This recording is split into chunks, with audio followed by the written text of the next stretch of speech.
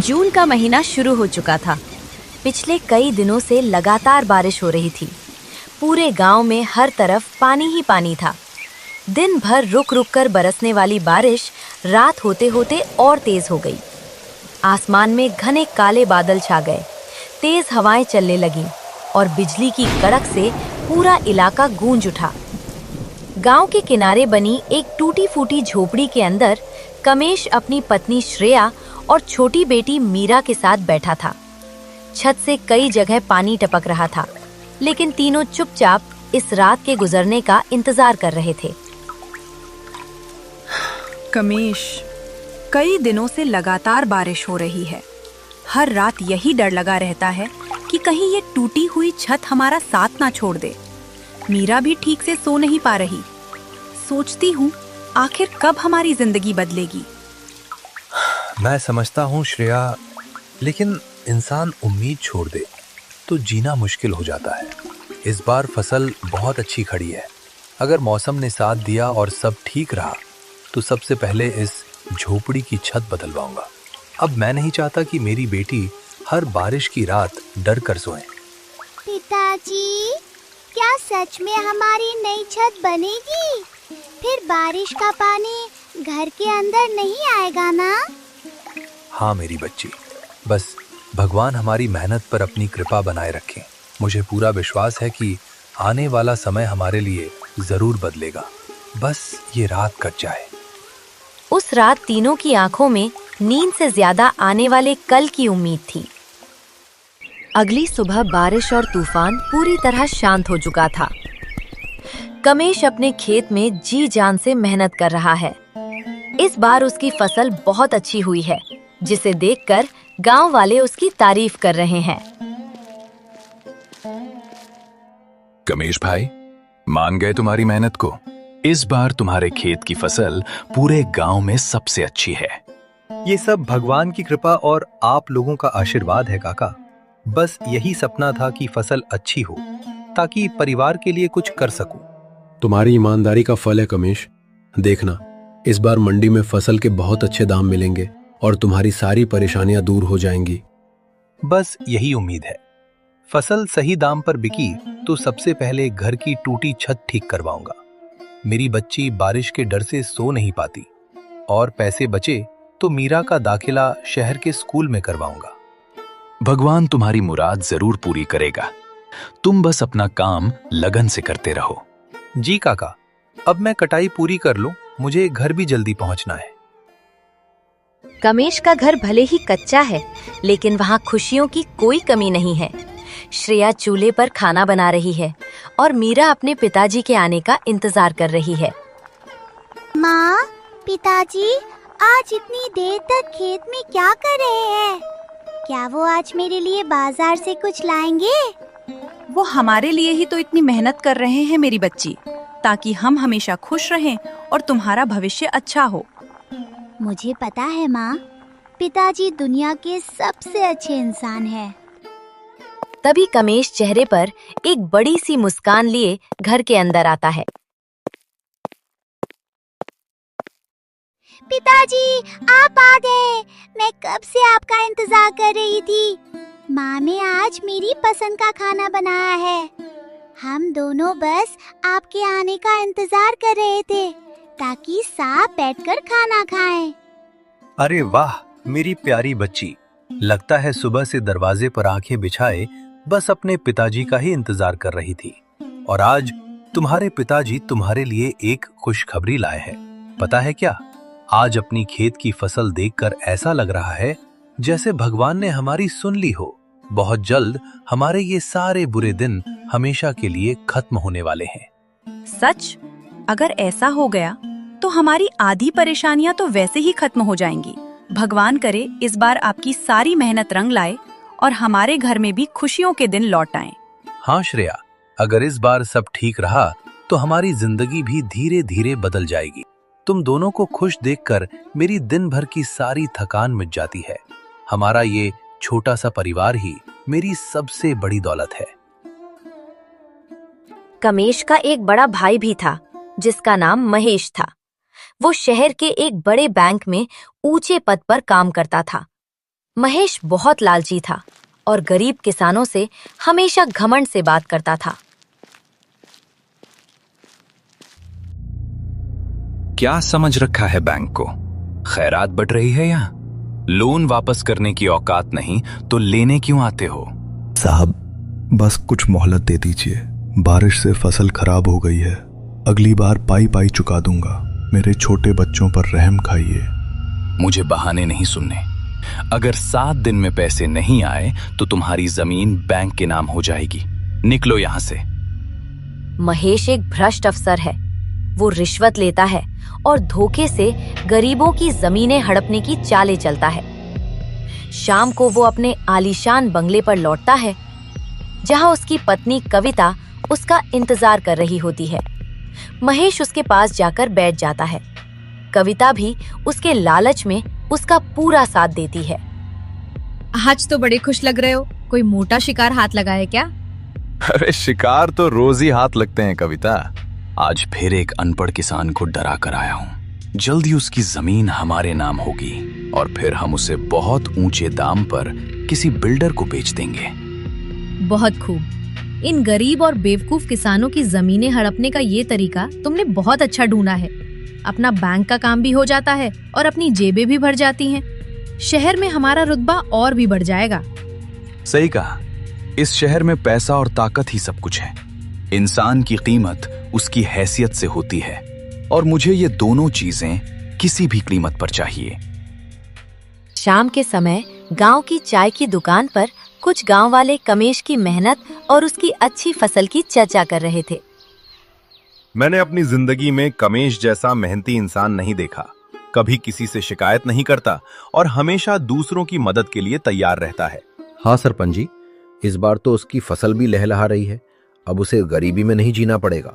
वो सच में खुशियों का हकदार है। भगवान करे ऐसा ही हो। मुझे यकीन है कि वो एक दिन गांव का नाम रोशन करेगा। तभी वहां से गुजर रहे महेश के कानों में उनकी बातें पड़ी। वो चुपचाप वहीं रुक गया। ये गांव वाले भी कितने मूर्ख हैं। कमेश जैसे कीड़े सारी उम्र मिट्टी में ही रेंगते हैं। मैं उसे कभी मुझसे आगे नहीं निकलने दूंगा। अगर उसकी किस्मत बदलने भी लगी तो मैं उसे वापस उसी मिट्टी में मिला दूंगा।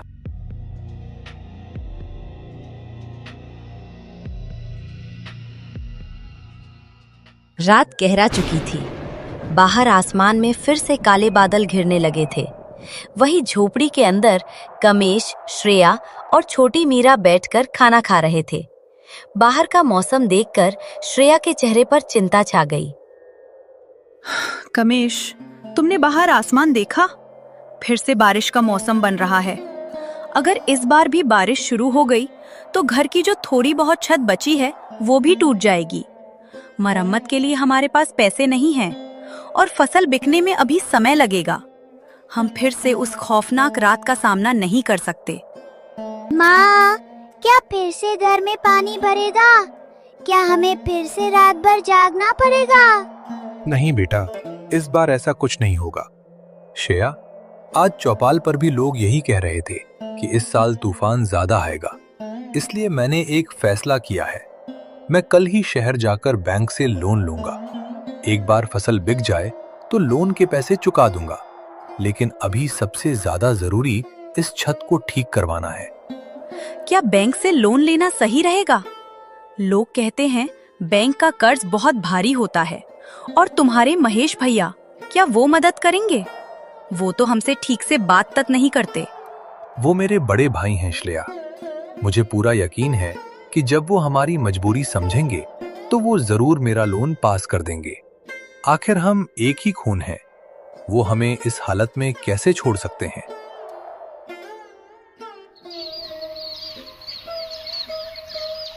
अगले दिन कमेश उम्मीद लेकर शहर के बैंक में पहुंचता है।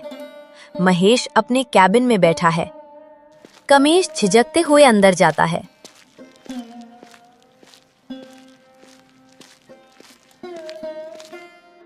भैया प्रणाम। तुम यहाँ क्या करने आए हो? मैंने कहा था ना, ऐसे फटे पुराने कपड़े पहनकर मत आया करो। लोग क्या सोचेंगे कि एक अफसर का भाई भिखारी है। माफ कर दो भैया, मजबूरी थी। छत पूरी तरह टूट चुकी है और बारिश सिर पर है। घर की मरम्मत के लिए थोड़ा लोन चाहिए था। लोन? गिरवी रखने के लिए क्या है तुम्हारे पास? तुम्हारी वो 2 कौड़ी की जमीन? तुम कभी लोन नहीं चुका पाओगे। ऐसा मत कहिए भैया, इस बार फसल बहुत अच्छी हुई है। बिकते ही सारा पैसा ब्याज समेत चुका दूंगा। मेरी बच्ची उस घर में सुरक्षित नहीं है। महेश को लगा कि सबके सामने मना किया तो बदनामी होगी, लेकिन तभी उसके शातिर दिमाग में एक चाल भी आ गई। ठीक है, इतना गिड़गिड़ा रहे हो तो लोन पास कर देता हूँ, पर याद रखना कमेश, अगर तुमने समय पर पैसा नहीं चुकाया तो तुम्हारी जमीन नीलाम कर दी जाएगी, फिर चाहे तुम मेरे भाई ही क्यों ना हो। आपका बहुत बहुत धन्यवाद भैया, मैं समय से पहले ही पैसे लौटा दूंगा। आपने मेरी बहुत बड़ी चिंता दूर कर दी। कमेश खुशी खुशी वहां से चला जाता है, लेकिन महेश के चेहरे पर शैतानी मुस्कान आ जाती है। वो मन ही मन सोचता है कि इसी लोन के जरिए वो कमेश की जमीन हड़प लेगा। कुछ ही दिनों में बैंक के पैसों से घर की मरम्मत हो जाती है। पुरानी छत की जगह अब एक नई और पक्की छत लग चुकी है। पूरा परिवार बहुत खुश और सुकून में था। सच में कमेश, आज लग रहा है कि हमारा घर भी कोई घर है। अब आसमान की तरफ देखकर डरने की जरूरत नहीं। ये छत बहुत मजबूत लग रही है। मैंने कहा था ना श्रेया, सब ठीक हो जाएगा। बस कुछ महीनों की बात है। फसल बिकते ही बैंक का पूरा कर्ज चुका दूंगा। फिर हम बिना किसी बोझ के चैन से रहेंगे और हमारी जिंदगी पहले से भी बेहतर होगी। पिताजी, आज जब बारिश होगी तो पानी घर के अंदर नहीं आएगा ना? फिर मैं डरकर कोने में नहीं छिपूंगी। दरवाजे पर खड़ी होकर आराम से बारिश देखूंगी। मुझे बारिश बहुत पसंद है। बिल्कुल मेरी बच्ची, अब तुम्हें किसी भी बारिश या तूफान से डरने की जरूरत नहीं है। कमेश के घर में आज नई उम्मीद और खुशियों का माहौल था। इधर महेश के घर में अलग ही माहौल था। महेश के कमेश को लोन देने की बात पता चलते ही कविता का गुस्सा 7वें आसमान पर पहुंच गया। आखिर क्या सोचकर तुमने कमेश को लोन दे दिया महेश? हम यहाँ दिन रात मेहनत करके अपना नाम बना रहे हैं और तुम अपने भाई को लोन दिलाकर उसकी मदद करने में लगे हो। ये मत भूलना कि तुमने मुझसे वादा किया था कि तुम अपने उस फकीर भाई से कभी बात भी नहीं करोगे। आवाज नीचे रखो कविता। क्या तुम्हें सच में लगता है कि मैंने कमेश पर कोई मेहरबानी की है? वो मदद नहीं, एक जाल है और मेरा छोटा भाई उसमें फंस चुका है। जाल? कैसा जाल? तुम साफ साफ क्यों नहीं बताते? मैंने उसे जो लोन दिया है उसकी शर्तें बहुत सख्त हैं। इस साल अगर ज्यादा बारिश से उसकी फसल खराब हो गई तो वो लोन कभी नहीं चुका पाएगा। फिर बैंक उसकी जमीन अपने कब्जे में ले लेगा और मैं उसे सस्ते दाम में अपने नाम करवा लूंगा। उसके बाद वही जमीन किसी बिल्डर को महंगे दाम में बेच दूंगा। कमेश को तो मैं सड़क पर लाकर ही छोड़ूंगा। अरे वाह, मान गई तुम्हारे दिमाग को। मतलब सांप भी मर जाएगा और लाठी भी नहीं टूटेगी। जमीन हमारी हो जाएगी और किसी को शक भी नहीं होगा। उसी रात आसमान पर घने काले बादल छा जाते हैं। ऐसा लगता है मानो किस्मत भी महेश की साजिश का साथ दे रही हो। भयानक बिजली कड़कती है और तेज तूफान के साथ मूसलाधार बारिश शुरू हो जाती है। लेकिन कमेश के घर में अब सुकून था, क्योंकि उसकी नई छत से अभी पानी की एक भी बूंद अंदर नहीं आ रही थी। देखा श्रेया, अगर हमने समय पर घर की मरम्मत न करवाई होती तो आज की रात हमारे लिए बहुत मुश्किल होती। अब बस भगवान से यही दुआ है कि हमारी फसल भी सुरक्षित रहे। भगवान पर भरोसा रखो कमेश। जिस तरह उसने हमें इस तूफान से बचाया है, उसी तरह हमारी मेहनत भी बेकार नहीं जाने देगा। अब आराम से सो जाओ। लेकिन बाहर बारिश का कहर अब भी जारी था। मूसलाधार बारिश रुकने का नाम ही नहीं ले रही थी। पूरी रात लगातार बारिश होती रही। सुबह हो गई, लेकिन बारिश अब भी लगातार बरस रही थी। गांव के लोग अपने अपने खेतों की तरफ दौड़ रहे थे। तभी गांव का एक किसान हांफता हुआ दौड़ते दौड़ते कमेश के घर पहुंचा। कमेश, ओ कमेश, जल्दी बाहर आ भाई, बहुत बड़ा अनर्थ हो गया है, सब कुछ खत्म हो गया।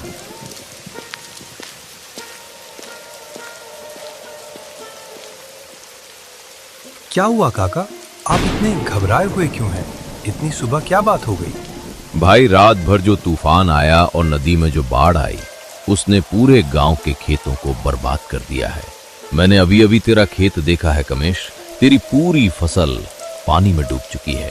वहां कुछ भी नहीं बचा है। नहीं, ऐसा नहीं हो सकता। मैं अभी जाकर देखता हूँ। कमेश पागलों की तरह दौड़ते हुए अपने खेत की तरफ भागता है। खेत का नजारा देखकर उसके होश उड़ जाते हैं। उसका लहलहाता खेत अब एक तालाब में बदल चुका था। उसकी महीनों की मेहनत पानी में तैर रही है। हे भगवान, ये तूने क्या किया? मेरी सारी मेहनत, मेरे सारे सपने, सब कुछ एक ही रात में छीन लिया। मैंने दिन रात एक करके इस फसल को अपने बच्चों की तरह पाला था। अब मैं क्या करूंगा? मैं बैंक का वो भारी लोन कैसे चुकाऊंगा? अपने परिवार को क्या खिलाऊंगा? हिम्मत रख मेरे भाई।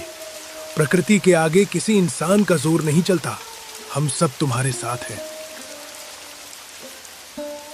कमेश टूटे हुए अपने घर लौटता है।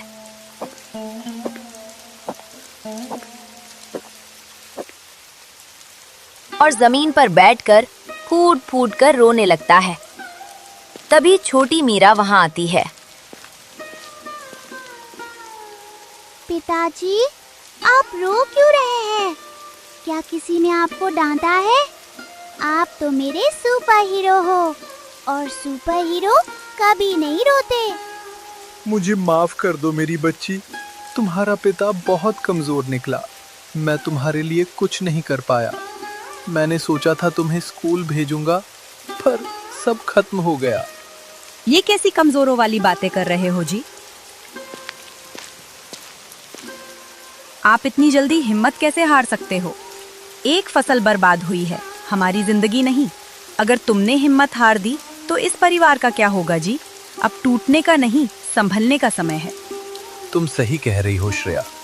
मैं ऐसे हार नहीं मान सकता। मैं कल ही शहर जाऊंगा और कोई ना कोई काम जरूर ढूंढूंगा। अपने परिवार को सड़क पर नहीं आने दूंगा। दोपहर तक बारिश थम जाती है और आसमान में फिर से सूरज निकल आता है। कमेश रोजगार की तलाश में शहर की सड़कों पर भटक रहा है। सेठ जी, मुझे कोई भी काम दे दीजिए। मैं बोरे उठा लूंगा, सफाई कर दूंगा। मुझे पैसों की बहुत सख्त जरूरत है। अरे भाई, कह तो दिया यहाँ कोई काम नहीं है। मंदी का दौर चल रहा है। मैं खुद पुराने नौकरों को निकाल रहा हूँ। आगे जाकर देखो। थक हार कर कमेश एक मोटर गैराज के मालिक के पास जाता है।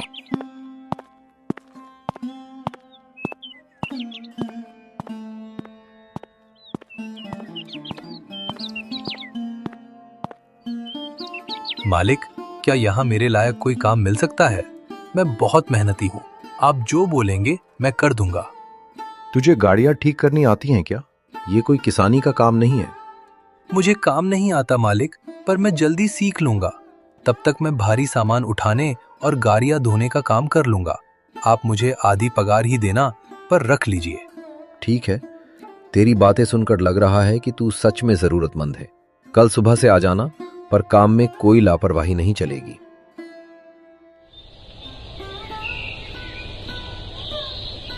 अगले दिन से कमेश गैराज में जी तोड़ मेहनत करने लगता है, लेकिन मामूली पगार से घर का खर्च चलाना और बैंक के लोन की किश्त चुकाना नामुमकिन था।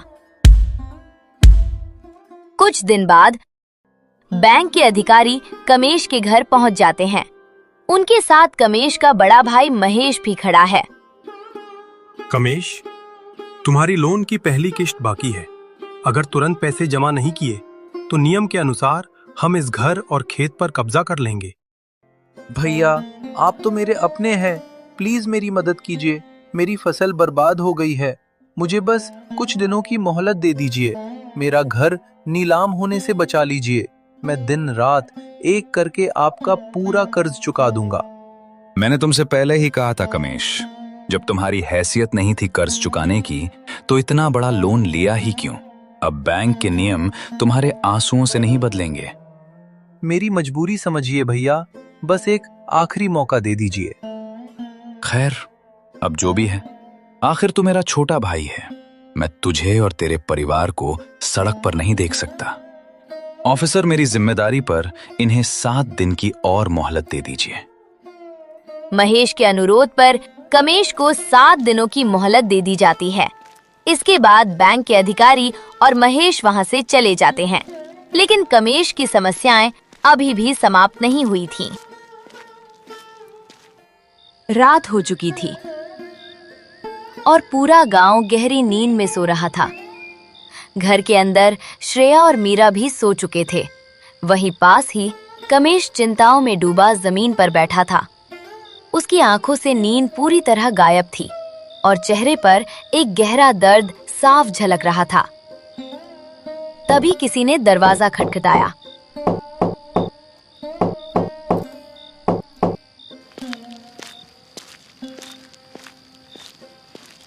कमेश जैसे ही दरवाजा खोला, सामने महेश खड़ा था। भैया, आप इतनी रात को यहाँ क्या कर रहे हैं? हैरान मत हो कमेश, तुम भी जानते हो कि 7 दिन में तुम वो कर्ज नहीं चुका पाओगे। इसलिए एक फायदे का सौदा सुनो। ये घर और बाबूजी की जमीन मेरे नाम कर दो। बदले में मैं तुम्हारा सारा कर्ज चुका दूंगा और कुछ नकद भी दूंगा, जिससे शहर में अपनी नई जिंदगी शुरू कर सको। जमीन बैंक को देने से अच्छा है मुझे दे दो। तो ये है आपका असली चेहरा भैया। बैंक में हमदर्दी का वो नाटक सिर्फ बाबूजी की जमीन हड़पने के लिए था। जिस जमीन पर उन्होंने अपना खून पसीना बहाया, वो मैं आपके इस लालच के हवाले कर दूं? मुझे आपकी ये भीख नहीं चाहिए। मैं भूखा मर जाऊंगा, पर अपने लालची भाई के आगे घुटने नहीं टेकूंगा। निकल जाइए मेरे घर से। बहुत गुरूर है तुम्हें। आज तुम मुझे निकाल रहे हो, लेकिन ठीक 7 दिन बाद जब इसी जमीन से धक्के मार कर निकाले जाओगे और सड़क पर भीख मांगोगे, तब तुम्हें मेरी याद आएगी। बहुत पछताओगे तुम कमेश।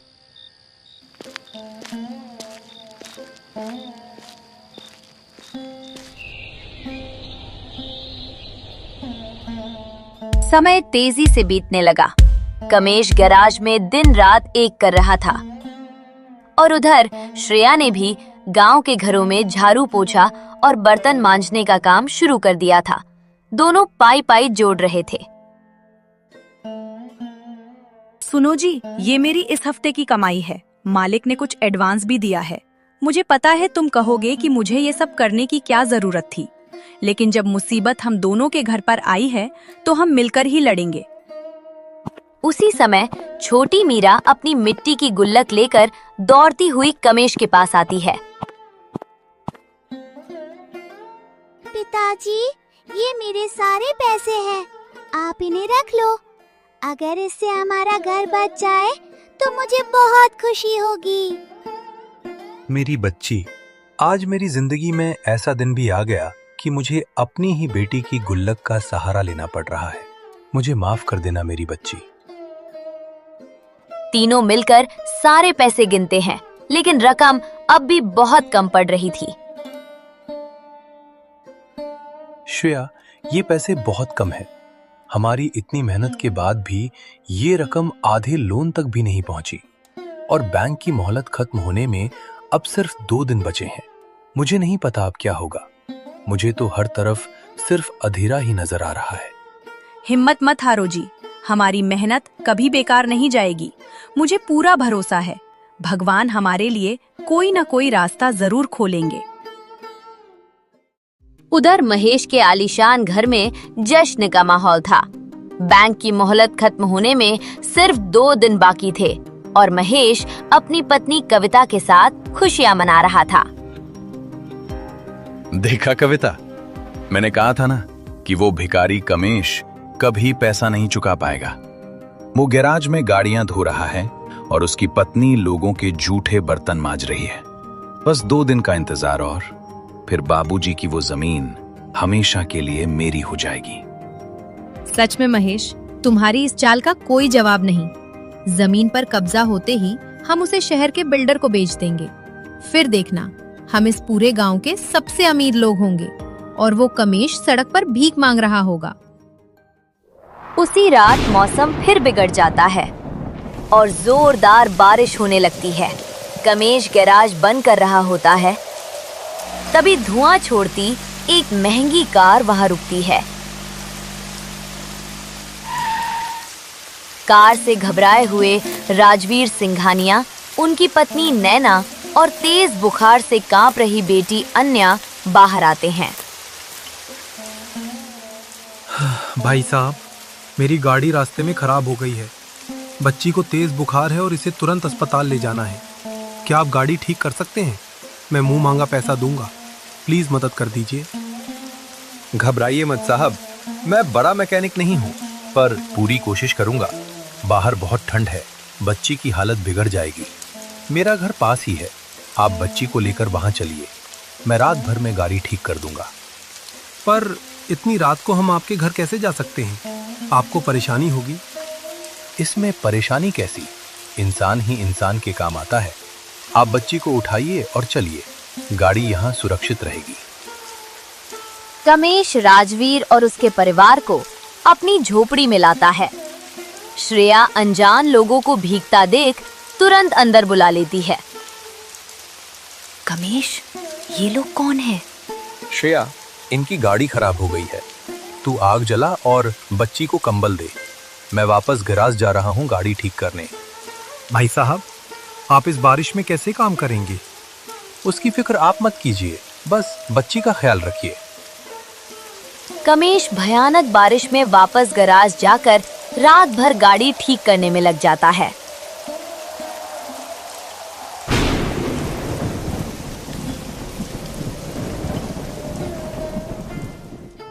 अगली सुबह बारिश रुक चुकी थी।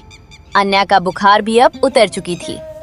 तभी कमेश पसीने और ग्रीस से लथपथ अंदर आता है।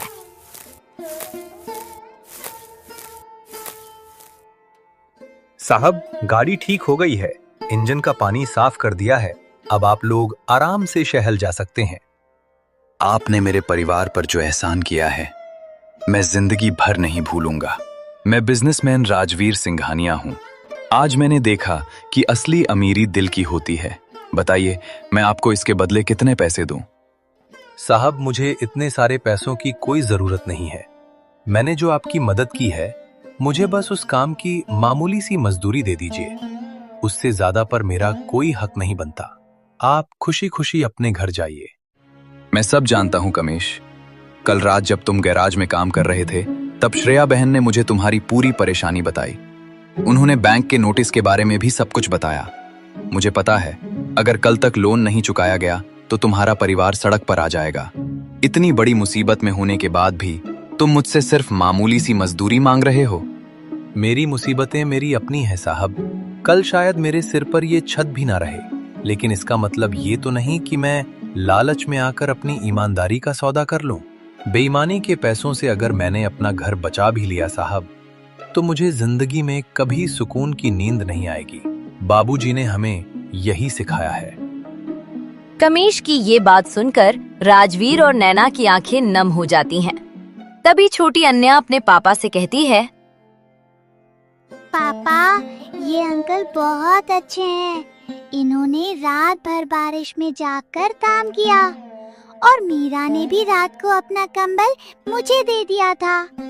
प्लीज पापा, इनकी मदद कीजिए ना, इनका घर मत टूटने दीजिए।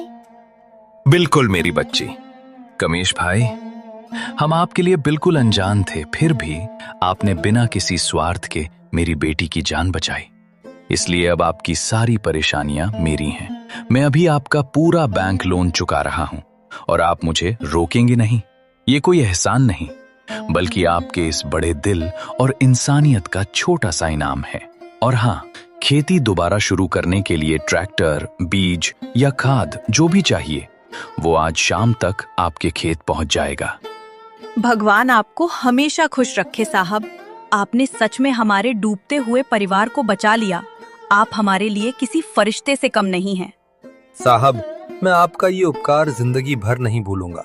आपने सिर्फ मेरा घर ही नहीं बचाया, बल्कि मेरे पूरे परिवार को एक नई जिंदगी दी है। उसी दिन महेश बैंक में बैठा हिसाब लगा रहा होता है।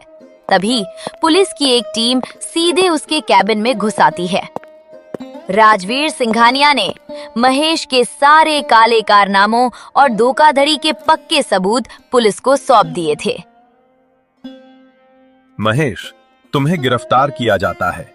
भोले भाले किसानों को डराकर उनकी जमीनें हड़पने का तुम्हारा सारा खेल अब खत्म हो चुका है। राजवीर सर ने तुम्हारी सारी फाइलों का कच्चा चिट्ठा हमारे सामने खोल दिया है। चलो सीधे हाथ आगे करो। इंस्पेक्टर साहब, ये आप क्या कर रहे हैं? ये जरूर कोई गलत फहमी है। आप जानते नहीं मेरी कितनी ऊपर तक पहुंच है। मैं 1 मिनट में आपकी वर्दी उतरवा सकता हूं। तुम्हारी पहुंच अब सिर्फ जेल की सलाखों तक है महेश। सरकार ने तुम्हारी सारी बेईमानी की संपत्ति और बैंक खाते जब्त करने का आदेश दे दिया है। ले चलो इसे। पुलिस महेश को घसीटते हुए थाने ले जाती है। महेश के पाप का घड़ा अब फूट चुका था। उधर पुलिस ने महेश का आलीशान घर भी सील कर दिया और घमंड में चूर उसकी पत्नी कविता को खाली हाथ घर से बाहर निकाल दिया। देखते ही देखते शाम ढल गई और रात हो गई।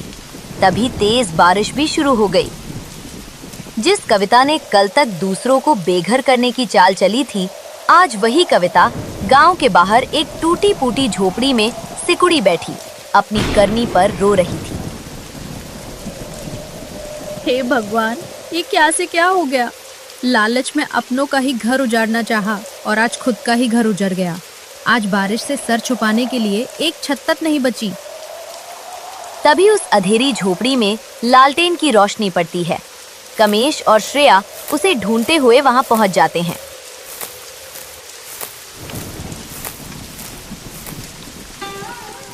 भाभी, आप इस तूफान और अंधेरे में यहाँ क्या कर रही हैं? चलिए हमारे साथ घर चलिए। नहीं कमेश, मुझे माफ कर दो। हमने तुम्हारे साथ बहुत बुरा किया है। तुम्हें सड़क पर लाना चाहा और देखो, आज भगवान ने हमें ही सड़क पर ला दिया। मैं तुम्हारे घर जाने के लायक नहीं हूँ। मुझे यही मेरे हाल पर मरने दो। ऐसा मत कहिए भाभी। अगर बुरे वक्त में हम भी अपनों को छोड़ देंगे तो फिर हम में और आप में क्या फर्क रह जाएगा? बाबूजी का वो घर जितना हमारा है उतना आपका भी है। चलिए हमारे साथ। कविता फूट फूट कर रोने लगती है। जिस परिवार को उसने बेघर करने की कोशिश की थी, आज वही उसके सबसे कठिन समय में उसके साथ खड़ा था। कविता के पास अब ना रहने के लिए कोई घर बचा था और ना ही खाने के लिए कुछ। आखिरकार कमेश के घर जाने के अलावा उसके पास कोई दूसरा रास्ता नहीं बचा था।